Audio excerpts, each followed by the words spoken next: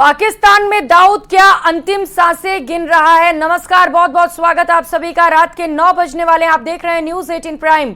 आप सबके साथ मैं हूं प्रियंका राय। पाकिस्तान में रह रहे भगोड़े दाऊद इब्राहिम को लेकर बड़ी खबर सामने आ रही है। जहर देने की खबर है, हालांकि अभी इसकी आधिकारिक पुष्टि नहीं हुई है।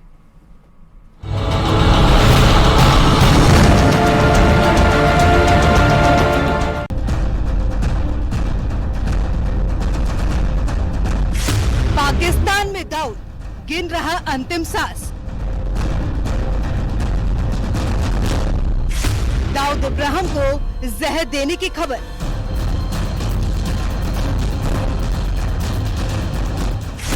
दाऊद को कराची में जहर देने की खबर। दाऊद को जहर दिए जाने की पुष्टि नहीं।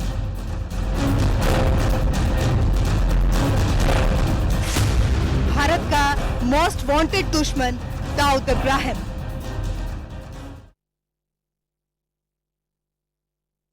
इब्राहिम की जहर दिए जाने की खबर सोशल मीडिया पर जमकर वायरल हो रही है। दावा किया जा रहा है कि उसे कराची में जहर दिया गया है। अंडरवर्ल्ड डॉन दाऊद इब्राहिम को जहर देने की खबर है। कराची में दाऊद को जहर दिए जाने का दावा किया जा रहा है। पाकिस्तानी सोशल मीडिया पर ऐसी रिपोर्ट वायरल हो रही है कि दाऊद को जहर दिया गया है। दाऊद की हालत गंभीर बने होने का भी दावा किया जा रहा है और कहा जा रहा है कि दाऊद का अस्पताल में इलाज जारी है। दाऊद को जहर देने की खबरों की फिलहाल अब तक पुष्टि नहीं हुई है। दाऊद की खबरों के बाद पाकिस्तान में इंटरनेट डाउन हो गया है। कई बड़े शहर लाहौर, कराची, इस्लामाबाद में भी सर्वर डाउन होने की सूचना है। दाऊद इब्राहिम की खबरों की अभी तक पुष्टि नहीं मिल सकी है। पाकिस्तानी सोशल मीडिया पर वायरल हो रही रिपोर्ट्स के मुताबिक हालत गंभीर होने की वजह से उसे अस्पताल पहुंचाया गया है। हालांकि दाऊद को जहर दिए जाने की खबरों की किसी भी रिपोर्ट में पुष्टि नहीं की गई है। बताया जा रहा है कि जिस अस्पताल में दाऊद भर्ती है वहां कड़ी सुरक्षा लगा दी गई है। अस्पताल के उस फ्लोर पर दाऊद ही इकलौता मरीज है। शीर्ष अस्पताल अधिकारियों और उनके करीबी परिवार के सदस्यों को ही मंजिल तक पहुंचाया जा रहा है। दुनिया भर के इंटरनेट, साइबर सुरक्षा और डिजिटल गवर्नेंस पर पैनी निगाहें हैं। संस्थान नेट ब्लॉक ने पाकिस्तान में सोशल मीडिया प्लेटफॉर्म पर रोक लगाए जाने की भी पुष्टि की है। पाकिस्तान में सोशल मीडिया और इंटरनेट का सर्वर डाउन कर दिया गया है। सूत्रों के हवाले से खबर है कि भारतीय सुरक्षा एजेंसियों ने दाऊद इब्राहिम की मौत की खबर का खंडन कर दिया है। सोशल मीडिया पर दाऊद इब्राहिम से जुड़ी खबरें भी ट्रेंड कर रही हैं। बताया जा रहा है कि दाऊद इब्राहिम को उसके ही घर में जहर दे दिया गया, जिसके बाद उसे कराची के अस्पताल में दाखिल किया गया। लेकिन भारतीय खुफिया एजेंसी ने इन सभी खबरों को गलत बता दिया है।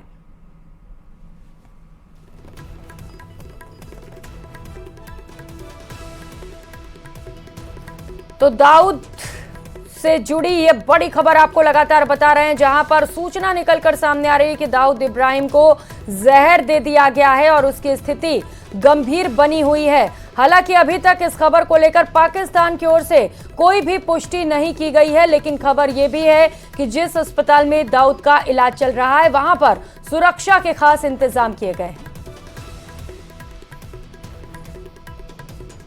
इधर अंडरवर्ल्ड डॉन छोटा शकील ने भी दाऊद इब्राहिम की मौत की खबर को गलत बता दिया। छोटा शकील ने कहा है कि दाऊद एकदम फिट है और उसके जन्मदिन से पहले ऐसी खबरें आती रहती हैं। सुनिए।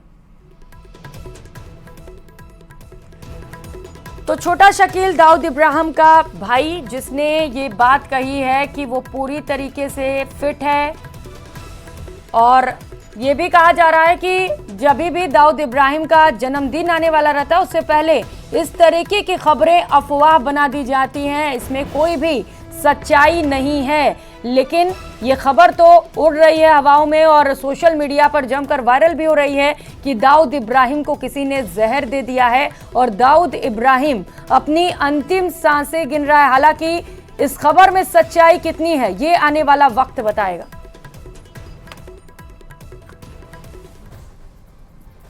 हेलो हेलो, छोटा शकील बोल रहे हैं? हाँ बोल रहा हूँ।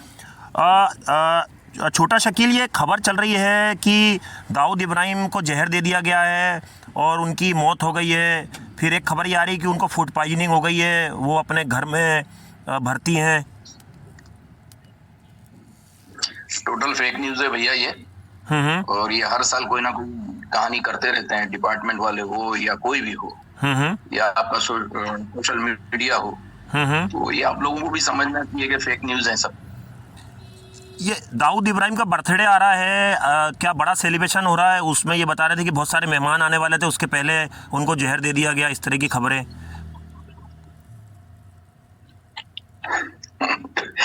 ये आप लोग कहाँ से न्यूज लाते हो यार ये सब? ये पाकिस्तान जो है वो तो हर साल मनाते हैं और अच्छे तरीके से धूमधाम से मनाते, कोई नई बात तो है नहीं। तो इस बार भी धूमधाम भी पता है, इस बार भी धूमधाम से मनाया जा रहा है। बिल्कुल मनाएंगे। ये छोटा शकील, पाकिस्तान से ट्विटर पे वायरल हुई है न्यूज कल रात से। ये आप लोग इंक्वायरी करें कहां से भी हो, मुझे बताएं, ठीक है? तो अंडरवर्ल्ड इस पे इंक्वायरी कर रहा है, पाकिस्तान के लोग इसको ट्वीट कर रहे हैं लगातार कि दाऊद इब्राहिम की डेथ हो गई है। अब हर चीज तो हम नहीं बता सकते ना कि हम क्या कर रहे हैं। तो दाऊद एकदम फिट है? बिल्कुल बिल्कुल, शुक्र अल्हम्दुलिल्लाह।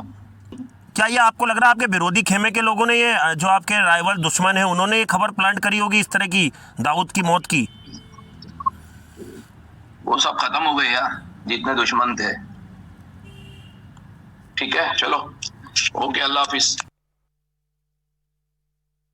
उधर पाकिस्तान में लश्कर का प्रमुख आतंकवादी हबीबुल्लाह उर्फ भोला खान उर्फ खान बाबा मारा गया है। हबीबुल्लाह को लश्कर चीफ हाफिज सईद का राइट हैंड माना जाता था। हबीबुल्लाह को खैबर पख्तूनख्वा के टांक शहर में कल शाम गोली मार दी गई। इस बार भी किसी अज्ञात बंदूकधारी हमलावर ने इस आतंकवादी को अपना निशाना बनाया। हबीबुल्लाह लश्कर के लिए नए लड़ाकों की भर्ती कराता था। उसकी मौत से लश्कर चीफ हाफिज सईद को बड़ा झटका लगा है। इस साल पाकिस्तान में लश्कर के 4 आतंकवादियों की हत्या की गई, जिनमें से 3 आतंकी इसी दिसंबर महीने में ढेर किए गए। पाकिस्तान के आतंकवादियों के दिलों में अज्ञात बंदूकधारी का इतना खौफ बैठ गया है कि सभी आतंकी संगठनों के आकाओं ने अपने प्रमुख आतंकियों को मस्जिदों में नमाज के लिए जाने पर भी रोक लगा दी। यही नहीं, निकाह पार्टी में भी आतंकियों के जाने पर रोक लगा दी गई है, ताकि भीड़ का फायदा उठाकर कोई हमलावर उन्हें निशाना न बना पाए। हालांकि इसके बाद भी पाकिस्तान में आतंकियों की हत्या जारी है।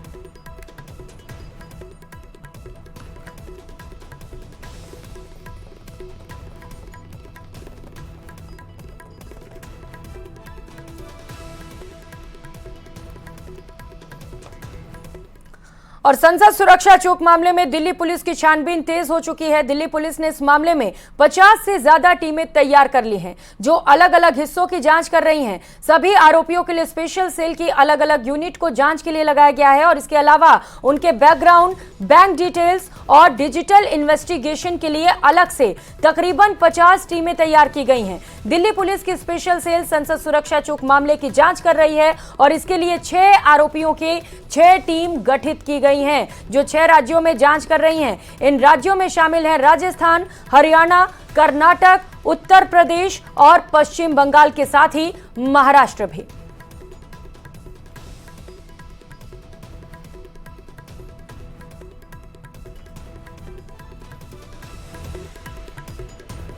तो संसद सुरक्षा चूक मामले को लेकर लगातार जांच तेज कर दी गई है। तह तक जाने की कोशिश, हर एक लिंक को खंगाला जा रहा है, जिससे कि ये पता चल सके कि आखिर इसके पीछे मास्टरमाइंड कौन था।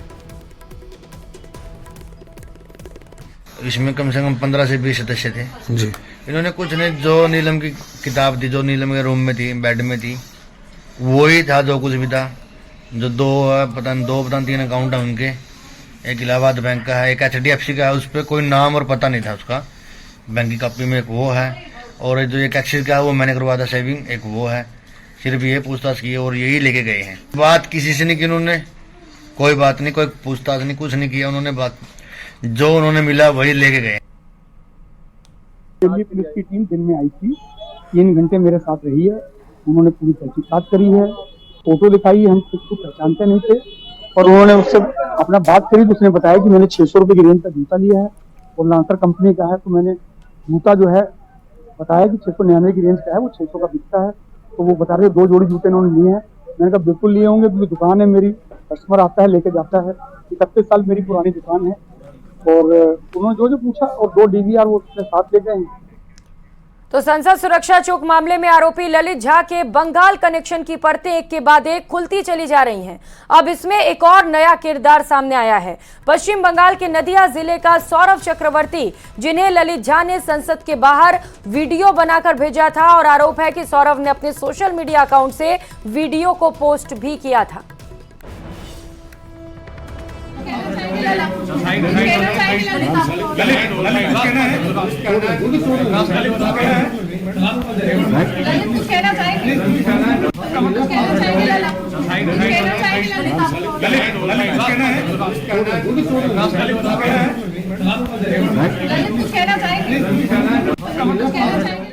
अगली खबर की ओर बढ़ेंगे। सुखदेव सिंह गोगामेडी हत्याकांड में सभी 7 आरोपियों को एनआईए की स्पेशल कोर्ट ने 2 जनवरी तक जेल भेज दिया है। गौरतलब है कि आज ही हत्या में शामिल शूटर और साजिशकर्ताओं की रिमांड पूरी हुई थी, जिसके बाद उन्हें कोर्ट में पेश किया गया था। इस रिपोर्ट में देखिए।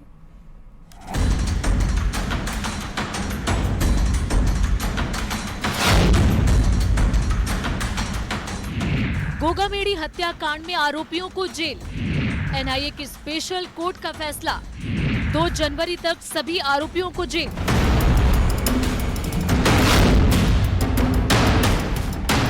पाँच दिसंबर को जयपुर के श्याम नगर में राष्ट्रीय राजपूत करणी सेना के अध्यक्ष सुखदेव सिंह गोगामेडी की हत्या करने वाले शूटर और हत्या की साजिश रचने वाले सभी आरोपियों को एनआईए की स्पेशल कोर्ट ने 2 जनवरी तक जेल भेज दिया है। सोमवार को रिमांड अवधि पूरी होने के बाद सभी 7 आरोपियों को एनआईए कोर्ट में पेश किया गया। मामले में हथियार सप्लायर आरोपी पूजा सैनिक की रिमांड अवधि पहले ही पूरी हो चुकी थी। ऐसे में उसे पहले ही कोर्ट में पेश किया जा चुका है, जहां से उसे जेल भेजा गया। सभी 7 आरोपियों को एनआईए की जो स्पेशल कोर्ट है वहां पर पेश किया गया था। पूरे मामले की कार्रवाई, जो फीडबैक था अब तक की, जो चार्ज रिपोर्ट थी वो कोर्ट ने देखी, तमाम केस डायरी को कोर्ट ने देखा।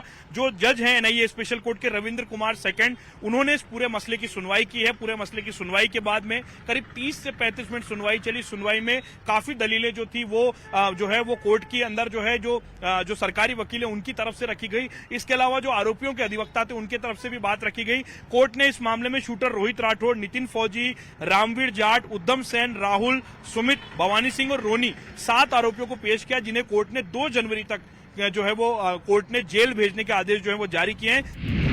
गोगामेडी हत्याकांड में पुलिस ने शूटर रोहित और नितिन फौजी को उसके एक साथी के साथ चंडीगढ़ से गिरफ्तार किया था। वहीं जयपुर में फायरिंग के बाद भगाने में मदद करने वाले शूटर नितिन फौजी के साथी रामवीर और गुरुग्राम की जेल से भवानी सिंह उर्फ रोनी राजपूत समेत 3 आरोपियों को प्रोटेक्शन वारंट पर गिरफ्तार किया गया। विदेश में बैठे रोहित और वांटेड वीरेंद्र चारण के निर्देश पर गोगामेडी की हत्या का आरोप है।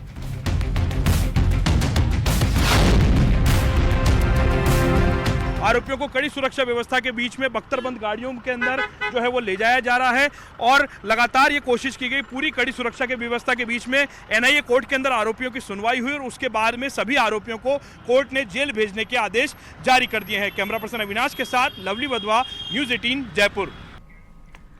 तो वही बीजेपी नेता राजेंद्र राठौड़ ने खुद की हार के लिए भीतरघात को जिम्मेदार ठहराया। राजेंद्र राठौड़ ने इशारों में भीतरघात करने वाले बीजेपी नेताओं पर निशाना साधा। उन्होंने कहा कि इस बार चुनाव में हार हुई है, जनता का फैसला स्वीकार है, लेकिन बहुत से जयचंदों ने भी अपनी भूमिका निभाई। मुंह में राम बगल में छुरी लेकर भी कई लोग सत्ता के नजदीक आने की कोशिश कर रहे हैं। उनके चेहरे से नकाब खींचने के लिए कार्यकर्ता आतुर हैं। ये बातें राजेंद्र राठौड़ ने चूरू के सादुलपुर में मीडिया से बातचीत के दौरान कही थी। सुनिए क्या कुछ कहा था। इस बार चुनाव के अंदर जो पराजय हुई वो जनता जनार्दन का निर्णय स्वीकार्य है, परंतु बहुत से जयचंदों ने भी अपनी भूमिका निभाई और मुंह में राम बगल में छुरू लेकर भी कई लोग अब सत्ता के नजदीक आने की कोशिश में लगे हैं। उनके चेहरे से नकाब खींचने के लिए कार्यकर्ता आतुर है। आने वाले चुनाव के अंदर मोदी जी की अगुवाई के अंदर ये तीसरी बार मोदी जी की सरकार बने, इस संकल्प के साथ अब वापस चुनावी मैदान में उतरेंगे। और राजस्थान की 16वीं विधानसभा के लिए कालीचरण सराफ प्रोटेम स्पीकर बनाए गए, जिन्हें राजभवन में कलराज मिश्र ने शपथ दिलाई।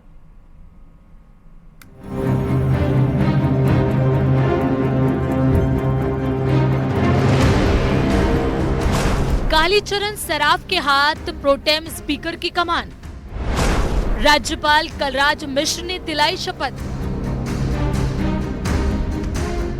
राजभवन में राज्यपाल के जरिए शपथ ग्रहण कराते ही बीजेपी के वरिष्ठ नेता और 8 बार विधायक रहे कालीचरण सराफ 16वीं विधानसभा के प्रोटेम स्पीकर बन गए। प्रोटेम स्पीकर कालीचरण सराफ अब नवनिर्वाचित विधायकों को विधानसभा में शपथ दिलाएंगे। प्रोटेम स्पीकर के सहयोग के लिए 3 सदस्य पैनल बनाया गया है, जिसमें विधायक दयाराम परमार, प्रताप सिंह सिंघवी और डॉक्टर किरोड़ी लाल मीणा को शामिल किया गया है। परंपरा के मुताबिक विधानसभा सत्र शुरू होने के बाद पहले 2 दिन नवनिर्वाचित विधायकों को शपथ दिलाई जाएगी।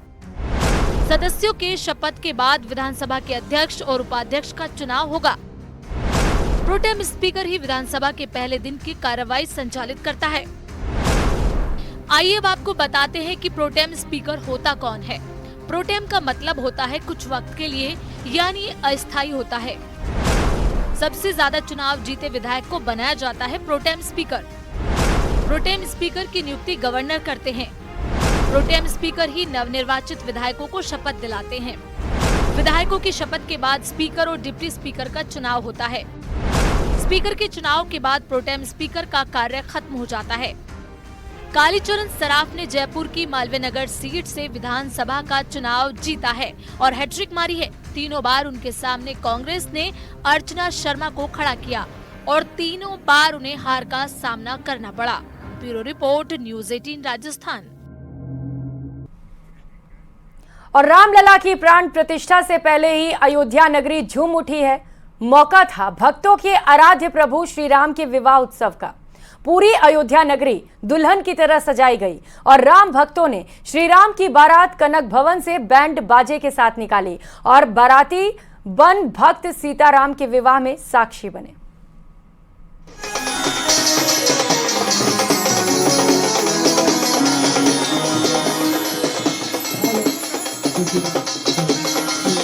एक तरफ प्रभु श्री राम के मंदिर निर्माण का उल्लास, तो दूसरी तरफ आराध्य श्री राम की भव्य बारात। दोहरे उल्लास से अयोध्या नगरी और राम भक्त सराबोर हैं।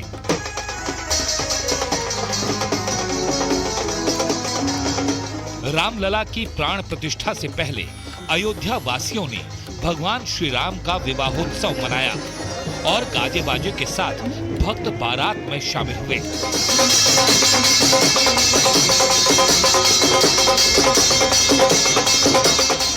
प्रभु श्री राम की बारात को पूरी अयोध्या नगरी में भ्रमण कराया गया।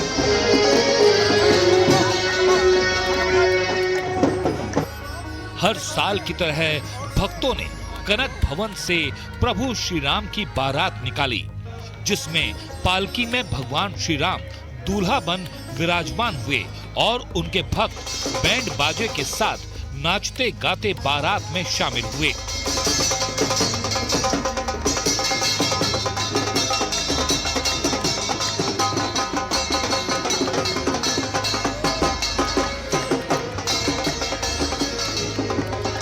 देखिए यहाँ पर तस्वीरों में लोग डांस करते हुए, ढोल नगाड़े की थाप पर डांस करते हुए।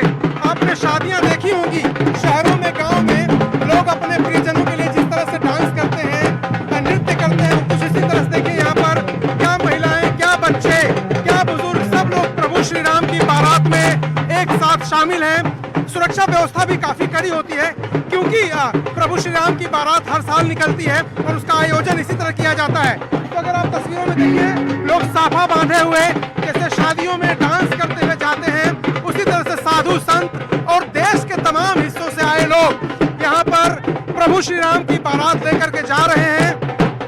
वैसे तो ये बारात यहाँ अयोध्या से निकलकर कई बार जनकपुर भी जाती है, लेकिन यहाँ कई ऐसे अखाड़े हैं, कई ऐसे मंदिर हैं जिनसे राम की बारात निकल करके और यहीं पर जो सीता माता का मंदिर है वहां पर जा करके और विवाह समारोह संपन्न हो जाता है। अयोध्या के बिहुती भवन, दशरथ महल, कनक भवन समेत करीब 5000 से ज्यादा मंदिरों में राम विवाह उत्सव मनाया गया। बारात निकलते ही श्रद्धालु भगवान राम के विवाह उत्सव में नाचते गाते नजर आए।